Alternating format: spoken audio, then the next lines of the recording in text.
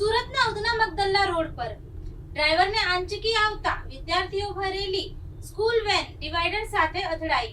સદનસીબે બે બાળકોને સામાન્ય ઈજા બાદ મોટી જાનહાનિ ટળી. સુરતના ઉધના મગદલ્લા રોડ પર સ્થિત બ્રેડ લાઇનર સર્કલ નજીક એક મોટી દુર્ઘટના સર્જાતા રહી ગઈ. અહીં વિદ્યાર્થીઓથી ભરેલી એક સ્કૂલ વેન અચાનક ગંભીર અકસ્માતનો ભોગ બની હતી.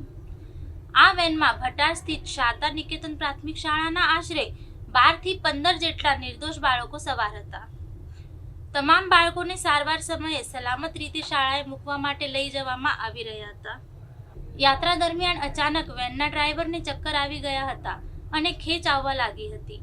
તબિયત લથડવાના કારણે ડ્રાઈવરે અચાનક વાહનના સ્ટીયરિંગ પરથી પોતાનો સંપૂર્ણ કાબુ ગુમાવી દીધો હતો. કાબુ ગુમાવતા જ પૂરપાટ ઝડપે જતી વેન રસ્તાની વચ્ચે આવેલા ડિવાઈડર સાથે ધડાકાભેર અથડાઈ ગઈ હતી. અકસ્માતના જોરદાર અવાજથી આસપાસના વિસ્તારમાં અને રોડ પર ક્ષણભર માટે ભારે અફરાતફરી મચી ગઈ હતી. જોકે સદનસીબે આ ભયાનક ઘટનામાં કોઈ મોટી જાનહાનિ થઈ ન હતી અને મોટી દુર્ઘટના ટળી હતી. વેનમાં સવાર બાળકોમાંથી માત્ર 2 બાળકોને સામાન્ય ઈજાઓ પહોંચી હતી, જેમને પ્રાથમિક સારવાર અપાઈ હતી. ઘટના બની હોવાની માહિતી મળતા જ ચિંતિત બનેલા વાલીઓ તાત્કાલિક સ્થળ પર દોડી આવ્યા હતા. સ્થાનિક લોકોએ પણ ત્વરિત મદદ કરીને તમામ બાળકોને વેનમાંથી સુરક્ષિત રીતે બહાર કાઢ્યા હતા.